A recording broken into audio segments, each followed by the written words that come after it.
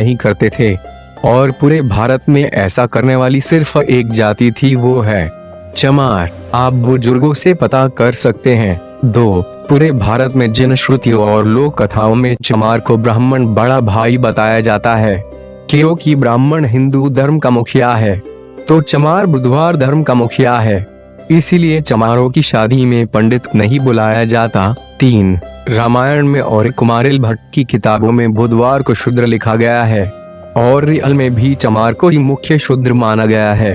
अन्य जातियां कभी निशाने पर नहीं रही। 4. समस्त जातियों में सिर्फ चमार जाति ही ऐसी है जो गरीब होने के बावजूद अपनी आन शान पे मर मिटती है और इस जाति में आज भी राजसी गुण झलकते हैं। 5. चमारों का घर गांव के बाहर अक्सर होता है, क्योंकि चमार गांव के राजा होते थे। इनको ही गांवों में डीह बाबा कहा जाता है। 6. चमार जाति से बौद्ध धर्म छीनने के बाद उसे धर्म विहीन कर दिया गया था और अछूत इसलिए बना दिया गया कि यह जाति फिर कहीं से बौद्ध धर्म ना खड़ा कर पाए। 7.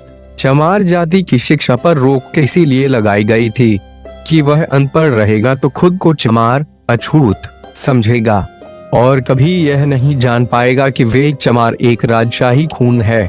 इसलिए चमारों की शिक्षा पर रोक लगाई गई थी कि चमार शिक्षा पाएगा तो फिर से बुधवार धर्म खड़ा कर देगा। 8.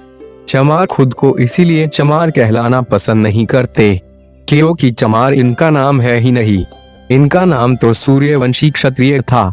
इसीलिए चमार आज भी खुद को चमार कहने पर भड़क जाते हैं और लड़ाइयाँ हो जाती है। 9. ब्राह्मणों में जिस तरह शुक्ल शर्मा आदि समर्थक जातियां हैं, उसी तरह चमारों की भी समर्थक जातियां थी, जैसे कि कोरी चमार, नोनिया चमार, तांती चमार, दुसाद चमार, पासी चमार आदि।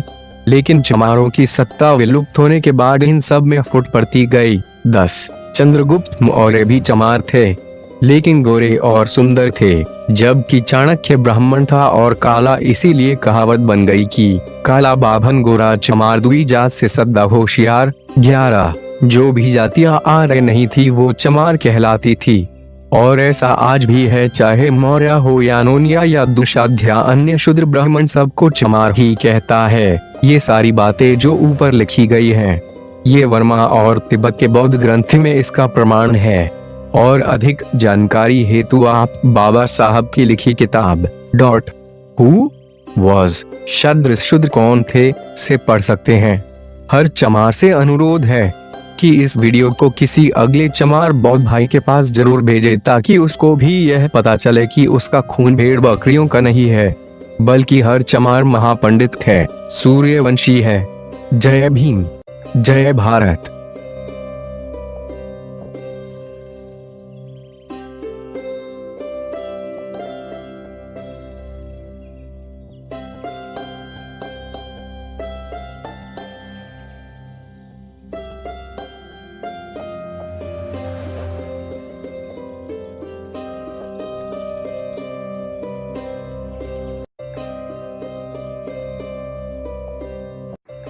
दोस्तों, इनकलाब जिंदाबाद चैनल में आपका स्वागत है।